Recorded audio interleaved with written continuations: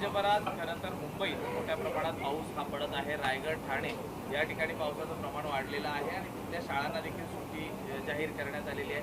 इतकी परिस्थिती काय आहे? शिवसेनेच्या सर्वच नेत्यांना सतर्क राहण्याच्या आणि लोकांना मदती करण्याच्या सूचना या एकनाथ शिंदेंनी दिलेल्या आहेत। तो शिवसेनेचा मूळ गुणधर्मच आहे। पावसासोबत सेवा पोचली पाहिजे। निसर्ग जर कोपला तर शिवसेना त्याच्या मदतीला धावले पाहिजे। जिथं आग असेल तिथं पाण्याचा बंब घेऊन जायचा आणि जिथं पाणी असेल तिथं मदतीचे हात शिवसेनेचे घरोघरी पोचले पाहिजे। या दृष्टिकोनातून शिंदे साहेबांना दिलेलं आव्हान आहे।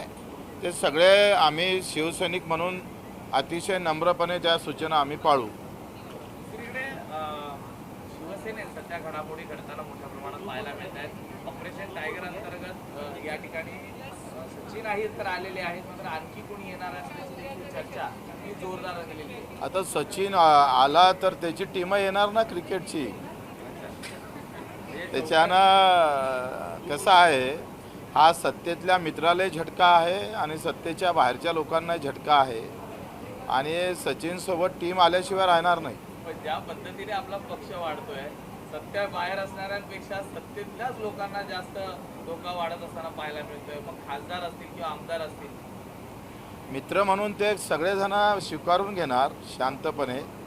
त्यांना धोका नाही आहे, कारण त्यांच्यासाठी केंद्रही महत्त्वाचंच आहे।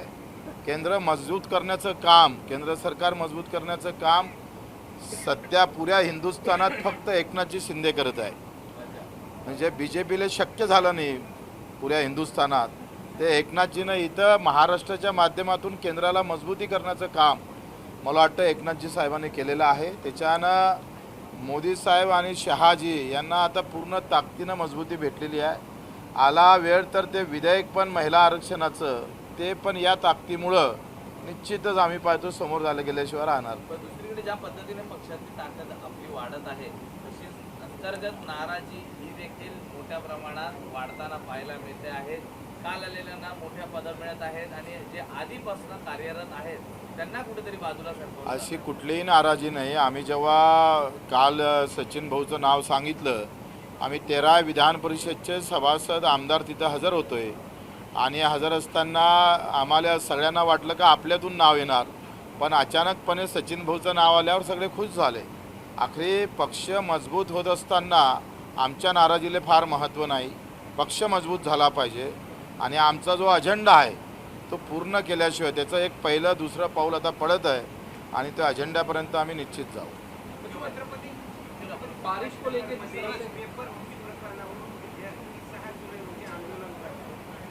आम्ही त्यांच्यासोबत राहू। पेपर फुटीच्या बाबतीत फाशीची शिक्षा व्हावी। जे जे काय याच्यात असेल त्या सगळ्यांना कशा पद्धतीनं त्यांचा चौरंगा करता येईल का, मिलिटरीच्या प्रमाणे मिलिटरीमधली एकही पेपर फुटला नाही।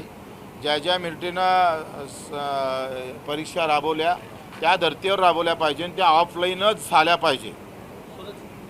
आखरी त्या कष्टकरी, कामकरी, शेतकरी, मजूर, वंचित या लेकरांचं, यांच्या लेकरांच्या जे काही कष्टाचे स्वप्न आहे ते भंगता कामा नये। त्यासाठी विरोध घ्यावा लागला तरी आम्ही घेऊ आणि मला असं वाटतं का सरकार निश्चितच 6 जुलैच्या आत या सगळ्या प्रकरणावर तोडगा काढल्याशिवाय राहणार नाही।